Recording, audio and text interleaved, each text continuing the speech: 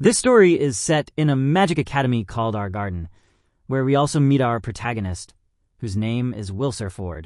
He tells us that here, what is most valued is talent for magic, obviously. So he has a doubt.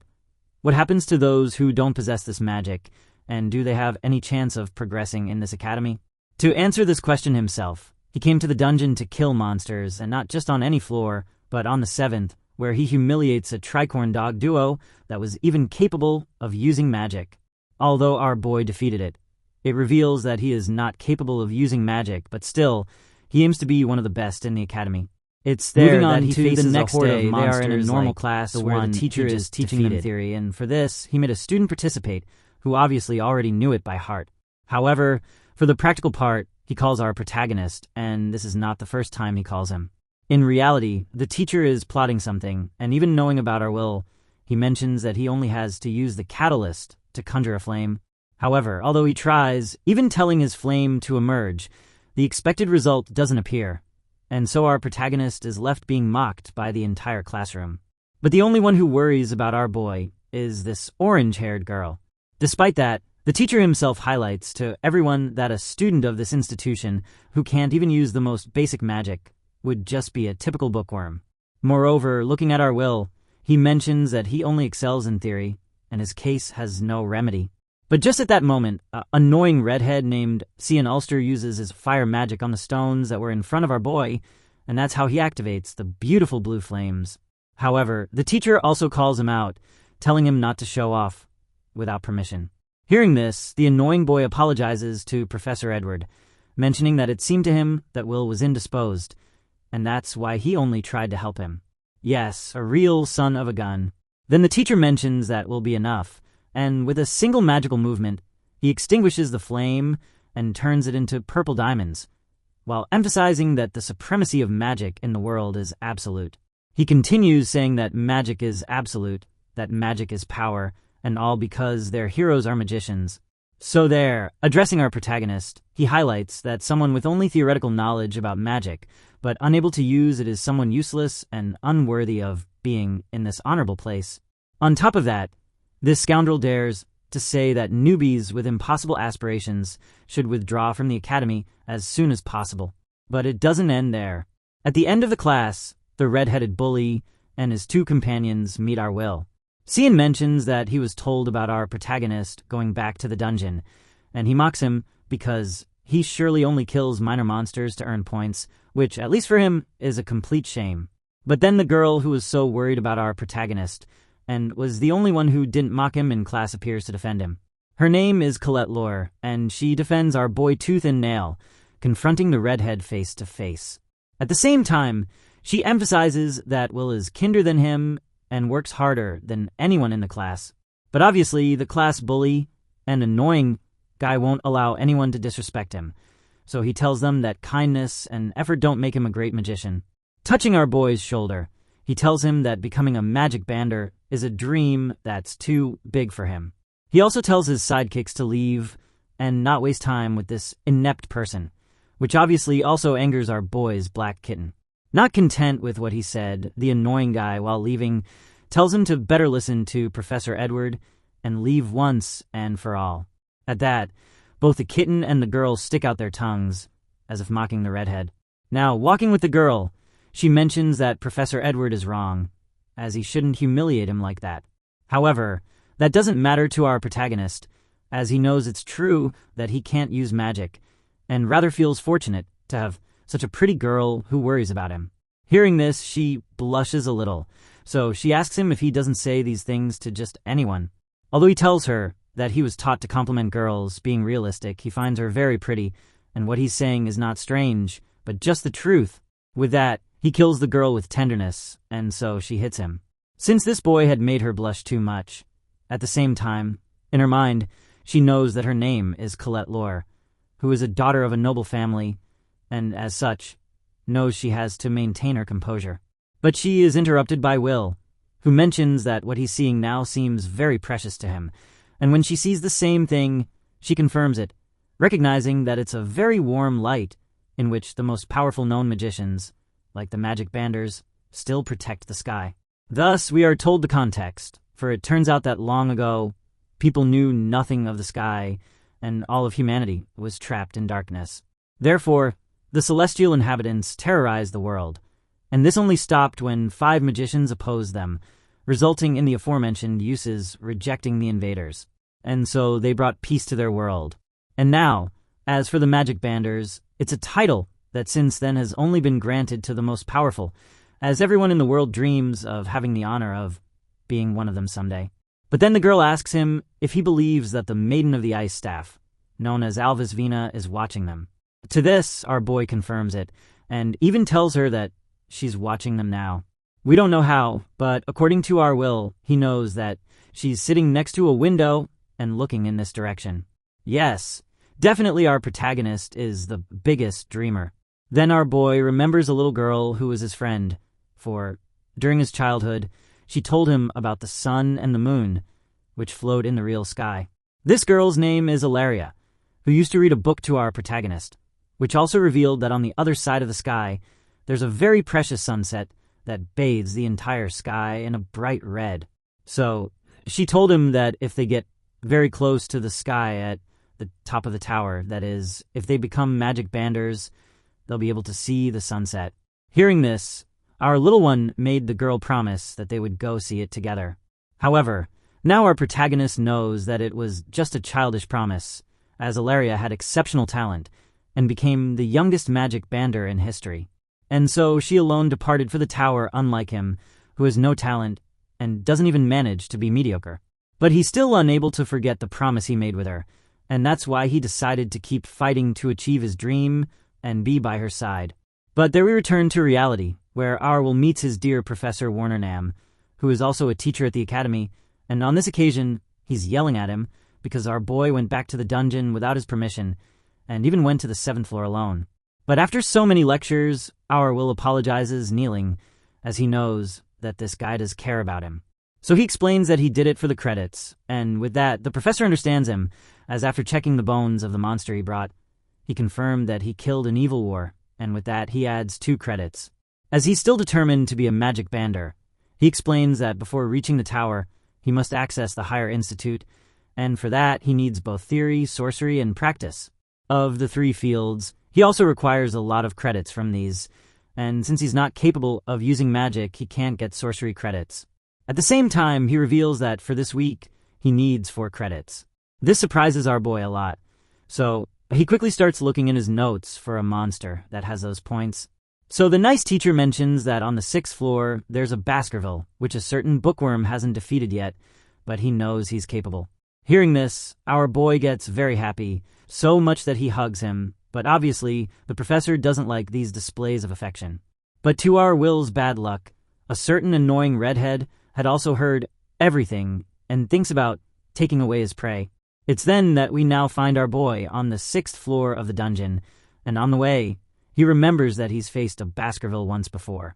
And although his kitten is very worried, Arwell reassures it, as he knows he only has to be careful with its fire breath, and not like last time. So he asks his kitten, which is called Kiki, for help, as thanks to its sense of smell, it will be able to find that monster. Meanwhile, on the same floor, but elsewhere, are the class bullies led by the redhead, as their plan is to get our protagonist expelled for not having enough credits. And then the evil one's sidekicks ask him if it's necessary for them to go, since he's enough to defeat the monster, as the redhead is not for nothing part of the elite. This reaches his ears, which makes him very angry with them, and so they decide to walk quietly. For the bully, someone who can't even use magic shouldn't consider becoming a magic bander. And then he tells his sidekicks that they're going to use search to look for the monster. However, the wretched creature already appears, giving a tremendous blow to one of the sidekicks, and the other screams like a little girl. But such a scream is very effective, as it reaches the ears of our Will. And so, with quick speed, he arrives near the place and positions himself behind a rock to see what's happening. Thus, he notices an evil sentinel, which is a monster that's not worth 4 credits, but 10, this being an enemy of more than level 5. And as far as our boy knew, these monsters live several floors below. But there he also notices that the one facing such an enemy is Shaun, the class bully, who looks like someone pathetic, as his tiny magic does nothing to the monster. And just by seeing that, our protagonist knows that the redhead is lost. While in our Will's mind, he wonders if he really has to save him, thus remembering how badly this guy has treated him, and has even been harassing him relentlessly, and that started since they were children. So he decides to flee to at least save his own life, while taking advantage of the redhead, distracting it. But then something stops him, remembering what his friend Alfari told him, as she recognized him as the kindest and also braver than anyone. And just that same day, she told him that she also gave him some glasses, which he always carries with him. Although there are protagonist mentions that she's wrong, as he did all that just to be by her side, and he wants to be worthy of her. So just at the moment when the monster is about to kill the boy with a sword slash, our dear Will, in an instant movement, saves him, now staying in a clash of swords. While in his mind, he promises to be a lone swordsman. And at the same time, but elsewhere, the mocking professor asks the great Master Warner to use his familiar to locate Shaun and the others, as they went to the dungeon without permission, and according to what he knows, they're on the 6th floor. And hearing that, our albino master calms down, telling him not to worry, as Will is also there. And using the crystal ball, he shows him everything that Kiki sees, and so both are spectators of the tremendous battle in which our protagonist shows himself in his most badass mode, and he's so fast that he positions himself behind a monster and gives it a tremendous sword slash, which obviously leaves the mocking professor surprised, and also the happy redhead. Meanwhile, the dear albino professor highlights that Will is an exceptional case, and that he has superhuman strength.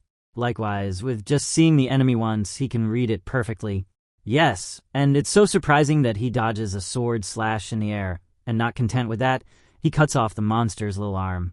While Professor Warner comments that although Will can't use magic in this world, he is the only warrior, at the same time that the evil sentinel, in its desperation, throws a tremendous purple energy ball at him, and faced with such an attack, our boy stops it with his sword.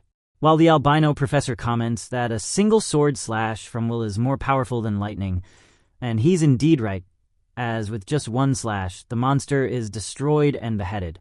And then, after such a tremendous battle, our boy gives his hand to the redhead, asking him if he's okay. However, he doesn't accept this at all, and grudgingly hurts his lips.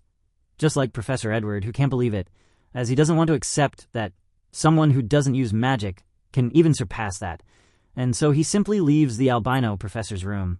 So then, upon returning, our protagonist is notified by his professor that by defeating that monster, he earned 10 credits, and that leaves our Will very happy. At the same time, he tells us that this is the story of a boy who will turn the world upside down, where a wand and a sword will also join, and that's why the fusion of both will be known as Wystoria. But then we go back 5 years in the story, as here our Will was only 10 years old, and already from that age they made fun of him, obviously because he couldn't use magic and was in a magic academy. And then one of the mockers gives us the answer, as our protagonist was used as bait for Miss Elfera to enroll in this academy. But since by then she had already become a magic bander, all his other classmates mentioned that surely they were going to throw our Will out, who was so depressed that even being before the principal's office, he felt that way. For here we are introduced to this character called Cauldron Anu, the principal of the Our Garden Magic Academy. And then she decided to give him a test by giving him a knife, thus invoking for spells around both of them, and immediately awakening our Will's instincts, which obviously left the principal very surprised, and allowed him to continue attending this academy. For although he can't use magic, he's someone interesting in this world, as much as a sword yearning to be a wand. And then our little one asked her if he could still go up to the tower to go with her, and yes, he asked her all crying. But the nice old principal mentioned that if he was diligent and kept his will as if nothing mattered, then yes, it would be possible. And with that, our Will dried his tears and left. So there we hear the old lady apologizing, mentioning to our protagonist that as he doesn't have a guardian, everything falls on him, but still, she wants to see how all this will turn out. But now we return to the present, where our dear protagonist is in a class of Professor Warner, who explained that by climbing the tower, they referred to advancing in the higher institute to be able to become one of the magic banders, who govern from the top of Mercedes Collis, and obviously you don't get there just like that, but they must recognize you in the higher institute. Thus, the albino professor mentions that there are 2 basic ways to get there, the first being creating a new type of magic, and the second would be to get at least 7,200 credits in the academy. And as obviously very few people achieve the first, most opt for the second option. However, there he tells those in his class that they couldn't even graduate for the credits they have, and that's why he will give them an extra class. And there we see our little Will crying. So after a few hours of finishing this extra class, outside the classroom he meets his friend Collet, to whom he tells that he was doing practice exams and also magical instruction. Then she realizes that our protagonist no longer has credits to earn from written things, and at least for her, Professor Warner is very tough. But there our protagonist defends him, emphasizing that he's aware that he fails with conjuration, and he's not going to stop trying just because he fails sometimes. Besides, Professor Warner is very kind, giving them those additional classes since others would abandon them to their fate. And she confirms this, emphasizing that it would be unthinkable to see Professor Edward giving extra classes. But then Kiki notices something, and it can be heard that one of the redhead's companions is mentioning that he defeated an evil sentinel. Yes, he refers to that 10-credit monster that our protagonist defeated. But as our Willie doesn't care about that at all, they simply pass by, and upon seeing him, he gets heated up and grabs our boy by the neck, even making him drop the books he was carrying, yes, despite having practically saved his life. So while holding him like that, he starts insulting him, while in his mind he's remembering how he did defeat the monster, while he didn't. And he's a complete liar, yes, crazy as envy eats him. And so he lets him go and simply leaves. There, the orange-haired girl asks him if something happened between them, to which our glasses-wearing boy mentions that it's nothing important. But now we move to a very important scene, and that's in the principal's office, where Professor Edward appears, who grudgingly asks for Will Surf to be expelled. But as she's calmly drinking her tea, she asked what that was about, as the boy was already in 6th year, which was the last one. But still, the pale-haired one mentioned that in this academy, they instructed magicians, not warriors. So she presents information about the boy, emphasizing that he's a good student, as if they ignore the fact that he can't use magic, he has many options, since if he doesn't become a magic bander, he can become an artificer or healer. But as they both know that the boy doesn't want that, the old lady leaves Will's test in Edward's hands, as now that he knows a secret, he can manage the test personally.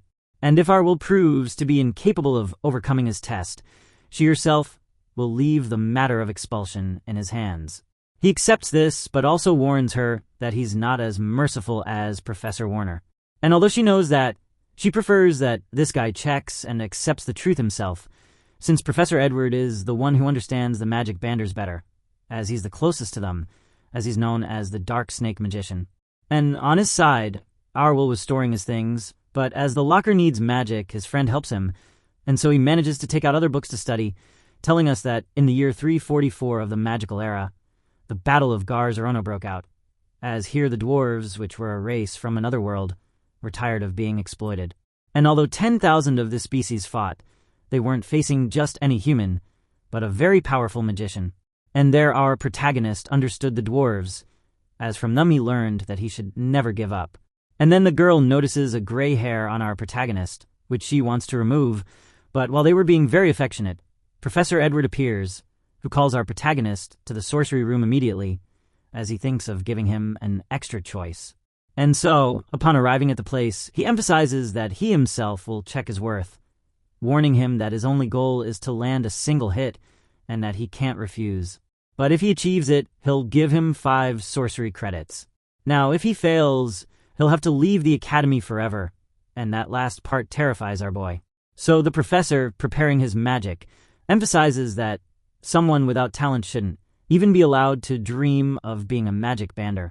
Meanwhile, at the same time, but in the principal's office, she had called Professor Warner, all for him to see his student fight against Professor Edward live and direct, telling him that right now they're conducting a test.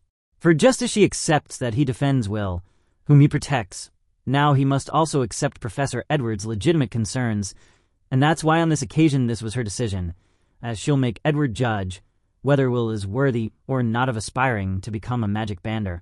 But all this seems crazy to the albino professor, since Edward is the one closest to being a magic bander, as although he was defeated, he's an ascended one and reached the top of the tower. And so we see the beating that the professor is giving our poor protagonist, who can't even land a good kick, as Edward's defense is impenetrable. So the long-haired guy mentions that the only spells he's going to use are his black flames to burn him, while invoking a series of spells known as the Reign of Dux Bardic. And so Edward, without fear and without hesitation, throws it all at him fearlessly. And although our protagonist is all injured and with torn clothes, he doesn't think about giving up, although he does wish he had his sword. Meanwhile, on the other hand, the naughty Khalid is thinking about what Professor Edward told our protagonist, thinking that maybe this guy is whipping him in some very dark place, and that gets her very hot. Yes, the girl turned out to be naughty. But just then Kiki appears, very injured, trying to open our protagonist's drawer to get his sword, and she quickly understands this, so she helps him do it, and they quickly go to the sorcery room. At the same time, the wretched Professor Edward asks our protagonist a question about the Battle of Garzerono, in which, remember, 10,000 dwarves fought, and the question itself is, how many magicians were needed to quell that rebellion? Well, Azarwul doesn't answer. The guy steps on his head and tells him that the answer is one, as waving a single wand annihilated 10,000 dwarf warriors.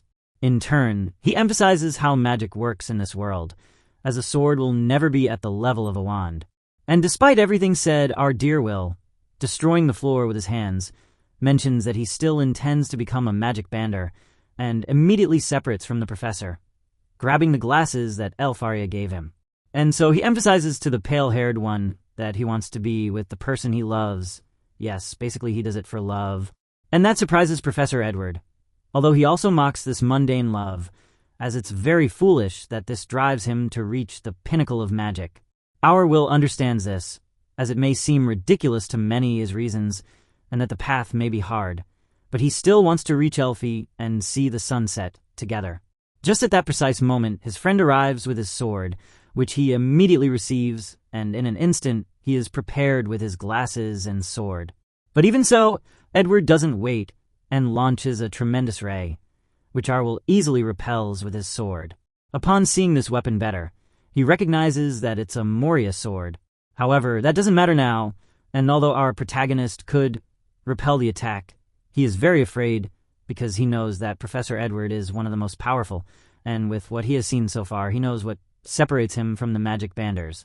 But still, he can only do it by crossing the barrier, and that barrier on this occasion is this guy, who throws about 10 rays at him, and even so, our boy dodges and evades them in the sky, while mentioning that the Battle of Garzerono is much more than just what was told, for there was a brave dwarf general named Garrett, who continued fighting after being left alone, and despite everything, he managed to land a single blow. In honor of his heroism, the wizards recognized him for his valor, highlighting that this was the first time a sword reached a wand, and it's the same thing he intends to do now. So, using the ceiling to propel himself, he manages to destroy the teacher's barrier, while also managing to graze him with the sword, and thus everything ends. With that small wound he inflicted on Edward, he managed to pass, and Edward just leaves, telling Will, "Surfo, you've earned 5 credits." Although it was noticeable that the guy was reluctant. And to the scene to carry our protagonist arrives Khalid, who notices that our Will can no longer continue. At the same time, Professor Warner in the office, and the principal explains how her student won, as he opted to launch an attack, hid, and attacked from a blind spot, and that's how he was able to defeat Professor Edward. She confirms all this, as with such a powerful blow, he could break through that shield, and at least on her part, when she saw him in battle, it seemed as if the boy cared about nothing. But it's then that we are shown the day of Faria's farewell with our protagonist, where they promised to watch the sunset together, and amidst tears, she told him that she would always be waiting for him. But for our Will, that farewell, witnessing it together with his Professor Warner, made him feel pathetic, and he promised the latter that this would be the last time he felt this way. So now we return to the present, and it's here that we find our protagonist working, as he worked delivering newspapers to houses, and even now he shows us his great physical abilities. For in one instance where he tripped and was about to drop everything, including his cat, with his hyperspeed, he could pick it all up at once. While reading the newspaper, he learned that Alvis Vina, that is, Ilaria, created a new original magic, and not only that, but she was the first to manage to invent 2 spells. But then he also observes that the Higher Institute has sent an assignment to the Academy, which comes from Elfera herself, and this news obviously fills our Will with much joy, who now heads to an independent residence outside the Magic Academy Richard. For here is his roommate named Rosti, to whom he asks, as soon as he arrives, to create a magical object. When the blonde asks what brings him so excited, Arwell replies that Elfie sent an assignment, and that's why he has to go, as today he has no classes, and that's why he's going to prioritize that. While he's changing and showing us his body all scarred from the many fights he had, he explains to his companion that the assignment is about getting ice cores from the Frogwalkers, where they will obviously reward those who contribute. This time the objective is on the 4th floor of the dungeon, and that's why today he came to ask for his magical objects, to which Rosti tells him not to worry, as he has already made improvements to the previous version.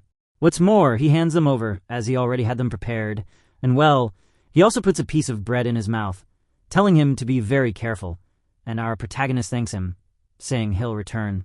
It's then that our dear will tells us something about the dungeons, and that is that Queen Mage Mercedes, who was one of the great pioneers, made humanity know that everything is born from the dungeons, and they, as children of magic, must use that wisdom and travel that path to turn the unknown into known, and thus little by little conquer it. Since everything in this world is connected, that's why on this occasion we see several students destroying Frostwalkers, which obviously doesn't surprise our serf, as he expected no less from an assignment from Elfie. But just as he was ready to eliminate other monsters, it turns out that Shaun burned 6 at once, thus ending all the Frostwalkers in the area. But even so, this redhead didn't feel content, as he knows that these monsters are weaklings compared to the one we'll faced. While on our protagonist's side, he's looking at Shaun, noticing that his fire magic is incredible, but seeing his face also makes him think he's very angry. Thus, our boy decides to go deeper into the dungeon, encountering a quite ugly scene, as 3 monstrous birds had cornered a girl. In the blink of an eye, our protagonist eliminates all 3 at once with a sword slash, leaving the girl very surprised and with her legs open, wondering what just happened, as her savior didn't use magic but a sword. And so our kind Will, like a true gentleman, asks if she's hurt, to which the bespectacled girl mentions that she is and rather thanks him for saving her. This is how they both introduce themselves by name, where we learn that this girl is called Iris Churchill, who is a 4th-year student at the academy. So now we move to another panel in which Professor Warner is talking about how creating new magic is quite an achievement, and this new magic usually takes the name of its bearer. So if any of them achieves it, their name will go down in history. Thus, a girl asks if Miss Ilaria is someone incredible, to which the teacher confirms it, as until today, there has never been someone capable of creating 2 original spells. With that, Collet realizes that Will's childhood friend is someone impressive, and well, just by hearing her, her friend realizes that she's super jealous, teasing her that Faria is going to steal her will. And obviously, the orange-haired girl reacts to this, to which the albino teacher calls her attention for making noise. Yes, poor Collet, but observing Faria's image again, she wonders if Will might be in the dungeon because of her. And so we return to our protagonist and Iris, who calls him the most studious older boy everyone talks about, although she also knows that others say he's the one who can't use magic, or his better-known nickname, the unprecedented Denied One.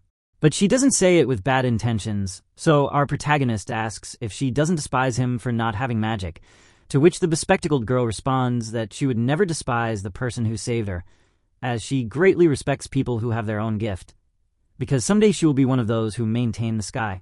And about the last words, Arwell tells us that they don't know the real sky, because in reality, their world is hidden thanks to the great magical energy of the Magi Banders, which creates a false sky that they know as the Great Barrier. And according to what he knows from history, when the barrier falls, darkness will engulf the entire world again, and thus the great calamity will begin, explaining to us that students not only accept assignments out of admiration for the Magic Banders, but also because they believe they help maintain the sky this way. But then the bespectacled girl mentions that she once had the honor of meeting Miss L, as this happened when she was alone in a dungeon and found herself in quite a predicament while being surrounded by several monsters. She didn't know what to do, and evidently in such a situation, she thought she was going to die, but out of nowhere, all the monsters were frozen. And this was caused by Faria's magic, who asked if she was okay, and taking her hand, asked her to be more careful next time. And obviously, while telling it, this girl had become super blushing at the same time that Kiki noticed something, and upon verifying this, our boy also realizes that no one is listening to her. And so he asks what she's doing, so Will explains to us that when frostwalkers move, they leave a trail of ice fragments, however. These here are more than double the original size. Therefore, he knows that there's one ahead, but a really huge one, and surely no mage with their search magic will be able to find it. Thus, he approaches the cave where the monster is, and seeing this, the girl asks him not to go, as Will can't use magic. Although our protagonist knows that magic is incredible, he also recognizes that it's not absolute, and while he continues advancing, he puts on his tools to fight, as he knows that in combat, experience is also important. Thus evading the terrible attack of the great monster, while saving the bespectacled girl, as the monster that has just appeared is a Frost Rex, which is the most powerful Frostwalker, and is so powerful that it's worth 6 credits, being an enemy of more than level 5. And it's then that the wretched Frost launches another ray at them, so our protagonist quickly leaves her in a safe place, telling her that he will defeat that monster. However, she doesn't want that, as she knows that physical attacks don't work against a Frost Rex, and as they freeze everything instantly, they call it the Nanofreeze, and that's why it can only be affected by long-range magic. But even so, Arwell says not to worry, as he has actually already defeated several like this. And so he launches in front of the monster to position himself behind it, taking a moment to put a hook on it, which is anchored with 3 explosive bombs. And so he runs with the rope surrounding the monster, as Arwell knows that the Frost Rex is weak against fire, and also against explosives. Once it's well tied, he activates his companion's magical tool, with which a small spark of fire reaches the explosives, and that's how the monster is defeated. Yes, that easy. And once the little hook returns, Will mentions that he expected no less from Rusty's magical objects, while the girl looks at him with a different expression, recognizing that the rumors circulating about him do not correspond and are not even close to reality, as this boy is too strong. Rather, she wonders in her mind how she can report this. But for his part, Will only mentions that he has a lot of cores, and it's better to return to the place. Faced with such kindness, she decides to go along with it. And so, after a few hours, we see Iris walking in a tower while thinking about our Will. Although he can't use magic, he compensates in a very creative way. Besides, he has a good instinct for combat and very good experience. So with all this, it's clear that he's not a mage, but a warrior with a lot of talent. And so, at the door of the Magic Bander's room, she asks permission to enter. And once inside, she meets them. Besides Faria Alvisford, who is the Magic Bander we already know, here we also have the albino C.O. Rabold, as well as the green-haired girl Eleanor Alf, and of course, the most stylish redhead, who goes by the name of Kayat Wisman. And once the characters are introduced, she asks them to grant her a moment, but they are only in their own world, emphasizing that they need more promising recruits for the day of Final Destiny, as although the celestial inhabitants observe them from beyond the sky, they still don't have enough strength to defeat them. And that's why they ask the girl, calling her watcher, how it went, and if she found someone useful, to which she confirms it. In her visit to the academy, she discovered someone very interesting, and that is the one who cannot use magic, the boy known as Will Sefford. She also recommends that he access the tower, but immediately the green-haired girl and the redhead refuse such a request. Although for his part, the albino finds it amusing that he comes, emphasizing that the other two are very narrow-minded, as at least he would accept even a dwarf if it were useful to him. This obviously angers the green-haired girl, who still doesn't understand what a man like him is doing here. But they are stopped by Carrion, who with just a clap makes both stop. He knows that soon it will be the Great Magic Festival, and it's there where they can decide after seeing the results, as the most useful ones will reach the top on their own. And as for CO, this useless meeting is over. He simply decides to leave with his lightning magic. And in the same way, the fire magic user and Eleanor do, thus leaving in the room only Faria, to whom Watcher addresses, telling her that this young man she talked about so much is very interesting. To which the crazy Elfie, using a bit of ice magic, mentions our protagonist's name, emphasizing that she will always be waiting for him. Although, well, on this occasion, she clearly did recommend him, only nothing turned out as she expected. And so, in another panel, we see a professor conducting magical tests on the students, in which they have to defeat metal golems, while our protagonist tells us that to go to the higher institute, He needs to obtain 7,200 credits out of the 12,000 that can be obtained. Moreover, this is also a key condition to follow the path and be able to someday become a magic bander. Thus, we see how our protagonist's friend easily passes this exam using her earth magic, thus managing to have 7,340 of the 7,200 necessary credits, while for his part, the red-haired bully easily incinerates the rival with his fire magic, obtaining 9,889 credits, which is well above what's necessary. However, on the other hand, two quite ugly guys are mocking our boy, as for being a magic student, he shouldn't use punches. And that was just what our protagonist wanted to do to the tremendous metal golem. But upon hearing that, he feels fear, and it's then that the monster sends him flying. Seeing that, the mockers continue to make fun of him, emphasizing that he's just a failed sorcery bookworm. While on the other hand, we see the classroom's cool guys, on one side the green-haired one who uses wind magic, and his name is Wynelinder, who with this test ends up with 10,075 credits, and for her part, the blonde with lightning magic, whose name is Lejana Owens, obtains the maximum amount of credit, this being 10,100. And well, at that last moment, the light blue-haired one appears, who is the one who uses ice magic, and with a single spell, he finishes off several golems. Thus, the professor announces his name, calling him Julius Rainberg, who has obtained 10,048 credits so far, while he approaches the previously mentioned ones. He declares war on both of them, telling them that this time he will defeat them with his new secret technique. Thus, not having a glove, he makes an ice flower appear, which he immediately throws at them, to which they obviously respond with their power and destroy that ice flower. And so they withdraw, while the green-haired one mentions that he will wait for him very impatiently. And as they are all leaving, the other students understand that it's already confirmed that these three will go to the higher institute, as they are the only ones who exceed 10,000 credits, and obviously, upon hearing this, the redhead gets upset. He knows that a student's credits are the presentation card of their strength, and Owl also knows this, being aware that he doesn't have enough credits to graduate, much less to go to the higher institute, since our protagonist only has 5,405 of the 7,200 necessary credits. But the worst part is that this is his last year here. At the same time, he passes near the Celestial LP, who mentions that he's in the way, and this wretch even insults him by calling him inept. And upon saying this, he is supported by his subordinates, who are sure they will recruit him at the Magic Festival. And after that, our protagonist remembers that the date for that is approaching. Later, in the Academy's cafeteria, while all other students are talking about the great festival, Colette mentions to Will that they might want to recruit him too, and she bases this on the fact that there was previously a case of a student with less than 7,200 credits who was recruited.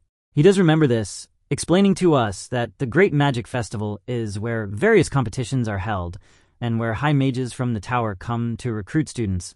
But then she reminds him that this place is also a duel between the tower's factions, these being the Ice Maiden's Wand presided by Alvis Vina. Then we have the Flame Emperor, whose leader is Barum, and as for the Sacred Elf's Wand, we have Aleph Kanan, as well as the Lightning Lord's Wand faction presided by Torsus Fast, and last but not least, the Sovereign of Light by Master Noah. Well, if one of the factions chooses him, he will have guaranteed access to the tower. So our protagonist mentions that being recruited is something very uncommon, because one is to show magic that leaves a high mage floored. But then Colette mentions the Watchers, who are people who look for talented individuals for the tower, just as one of those passes by whom we obviously already know.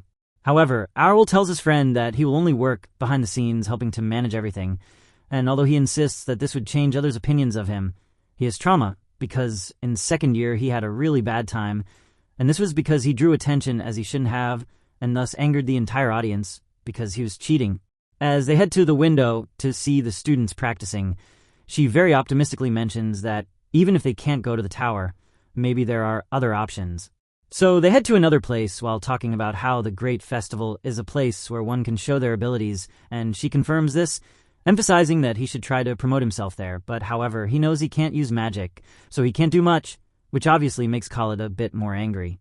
But then something catches her attention, and when Will sees where she's looking, she tells him that behind that door there's something well hidden, as if it were a barrier.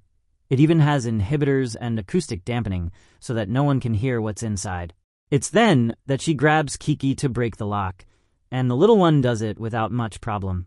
Thus, they find a hidden staircase which they descend, finding themselves with a group of gamblers, as these gambling addicts were betting on who would win each event of the Great Magic Festival. And obviously the characters in the bets were the 3 best from the Academy. And well, Shaun the Redhead is also there, whom they find on the side. Our protagonist calls him by his name, which makes him nervous upon being discovered, but since he's a bully, he simply yells at him asking what he's doing here, and seeing him get angry, Collet, like a true oppressor, raises her wand and warns him that they just came by chance, while emphasizing that if he misbehaves with Will again, she will get very angry with him and promises to give him a beating.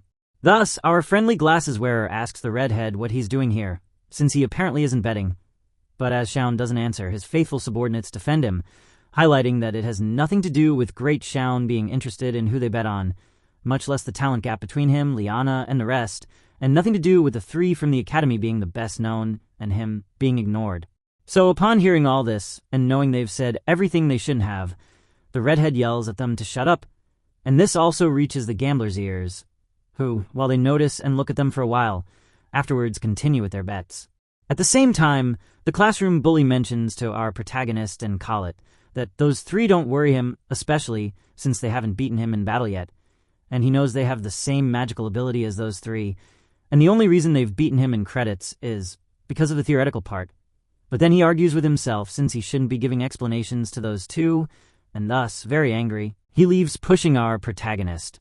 While for Will, it's normal that everyone is very excited about the festival. In another scene, we find ourselves at the academy where our boy wakes up Kiki at the end of his classes, and just when he was about to leave, Collet asks him if he has anything to do now so she can accompany him in the dungeon, to which he rejects her because today he has to work at Gina's tavern. This makes our girl sad, while being consoled by Kiki. Now we find ourselves in the outskirts of the magic capital, Slam End Street, in the tavern The Chicken and the Bean, where exploited dwarf miners gather to drown their sorrows in alcohol, to which the boss orders Will to take a portion of Santa Beans, immediately complying while receiving encouragement from the others. Thus, he delivers his order to Mr. Donan, apologizing for the delay, to which he thanks him, praising the fact that his life isn't easy, since in the mornings he delivers newspapers very early, then studies at the academy, and at night serves tables here. Yes, our protagonist is quite the hard worker, something Arwen says is all because he didn't receive a scholarship, thus working with all his soul and heart to be able to pay for his studies, impressing our dwarf who asks him if he's going to participate in the Great Magic Festival, being contradicted by our protagonist, since he has no intentions of participating. It's just then that Gina calls his attention, saying he should be less chatty and working more, highlighting the great work his colleague is doing.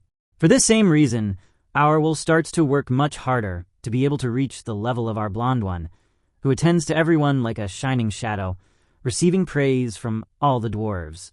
Thus, our protagonist thanks him for helping them, to which Rosie responds that working without magic is a whole new experience for him, thus reassuring our protagonist, praising the fact that he would do anything for his roommate, while Gina asks Will to look for another part-time employee. Just then, one of the miners praises our green-haired one, since his work is worth 2 people being able to do it alone. Consequently, all the dwarves emphasize that they see him as a brother, which makes our protagonist shout, asking them not to make things more difficult for him. It's then that our blonde asks him if this seems right to him, making him doubt, since the dwarves don't pay well, thus recommending that he talk to the professor so that he can find him a better job. But our boy emphasizes that he has already done too much for him, besides that he gets along very well with Mr. Donan and the rest of the dwarves. While washing the dishes, he praises the fact that they are very honorable people who really like alcohol, being great artisans, and despite not having magic, they received him with open arms, making our protagonist very happy, thus earning their respect. As he bends down to pick up a spoon that had fallen, just then a celestial-haired one appears who mocks this tavern, calling it vulgar, while one of his subordinates apologizes because this was the only one open. Then Rosie realizes that they are people from the academy who, upon seeing our boy, call him inept, asking if he really works here, mocking that a talentless one fits well with the barbarians, angering Donan. But this one keeps laughing and with a cold look orders him to keep quiet, calling him inferior race since they live in this country only out of compassion, yelling at him to bow his head as he sits in a seat. This is because, long ago, The celestial inhabitants destroyed the world of the dwarves, who fled to this one. Then Julius orders food and drink to be brought, while the dwarves are marginalized, contrary to the elves, since if one of these lays a hand on a mage, all would pay the price, with magic being the most important thing in this world, having as an example the discrimination towards the dwarves. While our blonde takes their food to these conceited ones, they mock this plate of beans, comparing it to garbage, criticizing the tastes of the barbarians, and to top it off, they mock the place, mentioning that it's unbearable since it stinks of sweat, praising that beasts are better than these, ordering them to leave this country. It's then that Rosie realizes something's happening to our protagonist, who is furious, thus approaching these ones who ask him what's wrong, calling him talentless, while they continue mocking him. That's why Arwell asks them to retract and not belittle this plate of beans, since it demonstrates the wisdom and effort of the dwarves, being things they can't mock. But this annoying one continues belittling him, since these, not using magic, lick each other's wounds, and that if something stinks, it's because it's disgusting, thus kicking the food and staining our protagonist's shirt. With a serious look, in a quick movement, he knocks out the two subordinates of the celestial-haired one, overturning the table to stain him, and seeing them knocked out on the floor, he can't believe it. Therefore, our boy emphasizes that the hatred between them is worse than that of beasts, to which Julius gets angry, because it's been a long time since he was humiliated like this, and using his magic starts to freeze everything, criticizing him and attacking him with an ice spell, which our protagonist quickly dodges. And it's there that he receives another attack, which manages to hit less lenses. Then the celestial-haired one decides to increase his spells, managing to hit him in the arm, putting him against the wall, and approaching the tip to his heart with his wand, to which Donan says he's going too far, while our blonde is holding back the urge to interfere. But then Julius, upon seeing our protagonist's such determined face, decides to change his mind, since enclosing him in ice isn't enough to satisfy him, ordering him to participate in the great magic festival to humiliate him in front of everyone. Thus, Arwell breaks his spell, agreeing to participate, to which Julius mentions that when he wins, he will destroy everything the Academy has done. But if our boy wins, he will have to apologize to Mr. Donan and the rest of the dwarves. After a few days, the day of the festival arrives, where Arwell finds himself in the Urbis Art Garden Stadium of the Magic Capital, and while he is getting ready, the director is giving motivational words to all the students who are going to participate. Additionally, with magic, they make what appears to be fireworks, thus finally declaring the great magic festival inaugurated. And without wasting time, the sky race begins, or well, basically the race in the sky in which participants ride dragons. Seeing this, some NPCs mention that surely the perfect Miss Lejana will win the sky race, and all of this is not only seen by the students, but also by other recruiters from different magic factions, and they are so attentive that they don't even blink. Well, all this is known by a young lady and the director, who watch it from the highest point, where the lady mentions that in this festival, mages from outside the tower come and compete against others to recruit the most promising students from the academy, while at the same time announcing the victory of the perfect lady, who not only won, but also broke a new record. Yes, I'm referring to Iljana. At the same time, the girl who was accompanying the director mentions that she will leave, putting on her glasses as she wants to go cheer for a certain senior, referring to our Will. And yes, this is also Iris, the same one who was saved by our protagonist on a previous occasion. Meanwhile, on the other side, we see the redhead's fanatic friends supporting him, because due to the points they have, they cannot form a team with Shaun, while the redhead mentions that he couldn't refuse a damsel in distress, and there we are shown a flashback of how Khalid asked him to be part of her team, and with that he is very happy and immediately goes to meet with her, while in his mind he thinks that Khalid finally realized that she needs someone like him and not the inept Will. However, when he arrives at the place where they were going to meet, he finds him with a wretch and obviously gets angry. So our girl calms him down, explaining that to participate you need at least 21,000 credits, and for Will to participate, only Shaun fit, since the maximum number of participants was 3. Yes, Khalid played him, while at the same time our protagonist apologizes to Shaun, but he is only burning with anger, emphasizing to our boy that he doesn't have to help someone without talent. However, our protagonist wasn't looking at him, but at the celestial-haired one, as remember that they had agreed to fight in this festival, while Shaun feels belittled as he knows that Will wasn't looking at him, and that makes him angry. Thus, by the afternoon, the strong events begin, and it's here that the commentator presents Professor Edward, highlighting that students cry imagining him whipping them with his wand while deducting credits, while at the same time complaining about who chose this professor, as he doesn't think he'll continue commenting with a viper by his side. Upon hearing that, Edward obviously doesn't stay quiet and immediately threatens him, asking him to prepare an outfit for the next class. Therefore, the commentator, full of fear, ignores that and better starts mentioning the main event, which is the chrome attack, while asking the members of the Elven faction to do their thing. And well, these with their powerful magic create different zones around the stadium, these being the forest zone, the prairie zone, the desert zone, the swampy zone, and of course a volcanic one. Thus, the commentator mentions that everything goes in this playing field, as unlike other tests, here they compete in teams of 3, which will start at the outer edge and must go towards the central stadium, and the first team to get the crown they have in the center will win. But not everything is just that, as teams will also have to face the forces of nature as well as the traps placed by the professors. Adding to that, it's allowed for the team to come directly to the stadium, and to all that said, Professor Ed adds that teamwork and how they deal with the unexpected will reflect their actions of what they would do when finding themselves in a dungeon, and with that the recruiters will analyze the students. And just then he was going to say something else, but as the commentator is quite a wretch, he interrupts him mentioning that the best part of this event is the clandestine betting, thus emphasizing that Group 9, led by Julius, and 12, led by Wiggle, are the favorites in the bets, telling us that he bet 6 months of his salary on Wiggle's group, and he even did it with, which obviously surprises Professor Edward. At that moment, the commentator has to continue speaking, and he mentions Group S, which is the least popular because, despite having Shaun, who is a candidate for victory, they also have the talentless boy. Upon hearing this, several spectators mock him, while outside the stadium, our protagonist meets his dear professor, who remembers telling him not to get involved in these things. To these words, our Will apologizes, emphasizing that even if they mock him, he must win no matter what. And without waiting for a response from the white-haired man, he leaves just as Chrome Attack begins. The teams are already positioned, and after advancing just a little, they encounter several metal golems. But that's no problem for our Will, who, thanks to Collett's magic, obtains a magical gauntlet on his right arm with which he destroys all the golems. Collett assures us they're not breaking any rules, while all the spectating public is surprised, as they didn't expect such a feat from our protagonist. The tremendous cheers reach the ears of our dear Professor Warner, who is already expecting something like this to happen. The commentator announces that the first to break through the golem barrier is Will CF, known as the Library Mouse. Meanwhile, Shaun is recalling his trauma from when Arwol saved his life, but that's not important, because what really interests us here is that Group S, where our boy is, now leads the charge into the desert lands.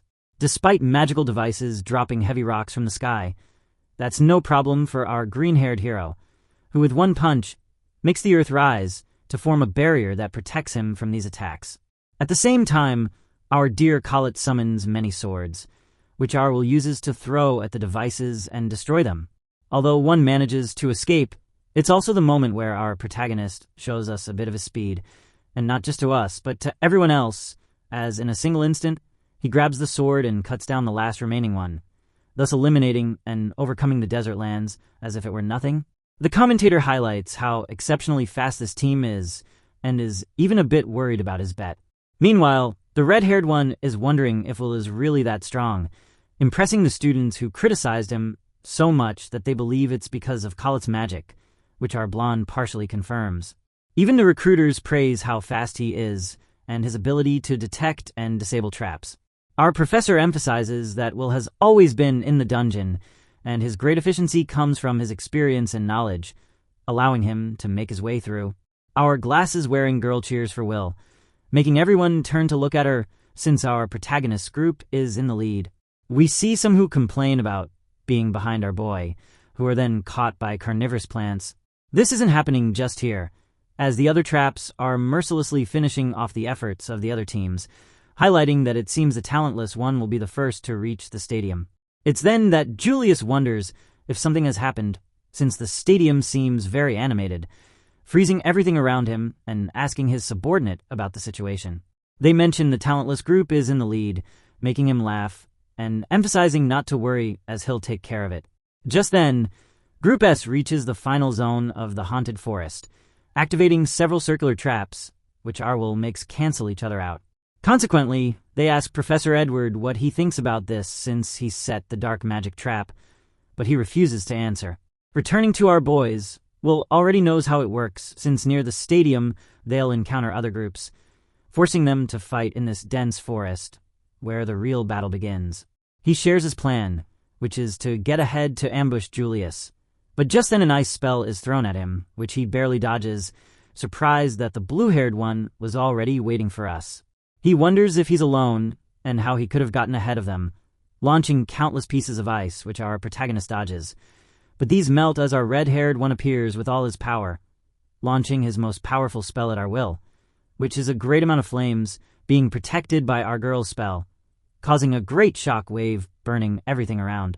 Then Sham orders Julius to leave since he's just a hindrance, and our girl, not believing it, demands explanations because the attack wasn't aimed at Julius but at Will, highlighting that he had been playing along with them and now demands what belongs to him, ordering him to fight, leaving him confused and demanding to know why he wants to fight him. But he attacks without hesitation, shouting that all this is because he is someone despicable. Thus, our girl decides to help Will, but is stopped by Julius's magic, which created an ice wall. Surprising she attacks him with her magic while he screams, worrying our boy. To him. But he continues receiving attacks until one hits his arm, making him drop his sword. He tries to make him see reason since they can't fight among themselves, but he doesn't care, ordering him to pick up his sword once and for all, and thus calling him inept while pointing his wand at him, angering our Will, who decides to grab his sword to start the battle once and for all, looking at each other intensely. The video ends here. If you enjoyed the video, please like the video and subscribe to the channel.